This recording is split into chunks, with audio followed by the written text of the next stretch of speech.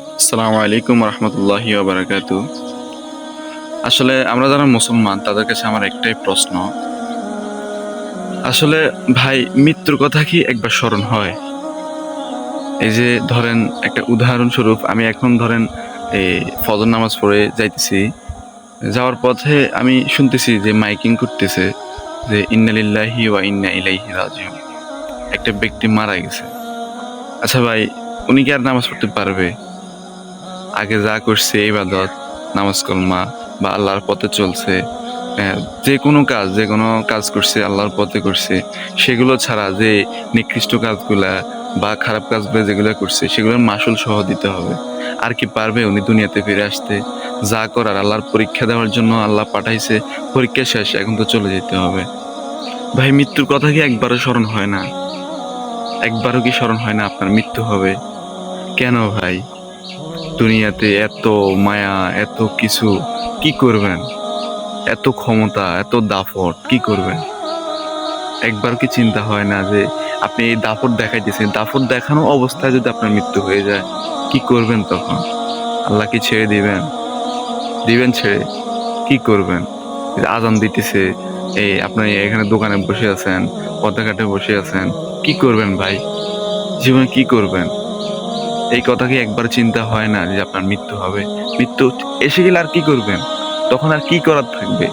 কি করার থাকবে ভাই? একবার স্মরণ করেন, একবার হলেও স্মরণ করেন, একবার স্মরণ করেন, দেখবেন সব সময় স্মরণে থাকবে। আল্লাহর কথা স্মরণ করেন, মৃত্যুর কথা স্মরণ করেন, মৃত্যুকে ভয় করেন। দুনিয়া এটা শেষ না, দুনিয়া এটা কয়দিনের পড়ে আছে, আখেরাত পড়ে আছে, পরকাল পড়ে আছে, সারা জীবন ওখানেই থাকতে হবে, সেটা একটু স্মরণ করেন। এতগুলা কথা আসলে বলতাম না। আসলে ফজর নামাজ পড়ে বাড়ি থেকে বের হয়েছি, আসলে মাইকিং করতেছে যে ইন্না লিল্লাহি ওয়া ইন্না ইলাইহি রাজিউন, একটা লোক মারা গেছে। তখন একটু সামনে আসি, মানে নিজের বিবেকে বাধা দিল যে আসলে কয়েকটা কথা বলার দরকার। আমার ফ্রেন্ড যারা আছেন, সবার প্রতি একটাই উদ্দেশ্য, বেশি বেশি মৃত্যুকে স্মরণ করেন, আল্লাহকে ভয় করেন, 5 ওয়াক্ত নামাজ পড়ার চেষ্টা করেন, আল্লাহর আদেশ নিষেধ মেনে চলার চেষ্টা করেন। ভাই কি করবেন জীবনে?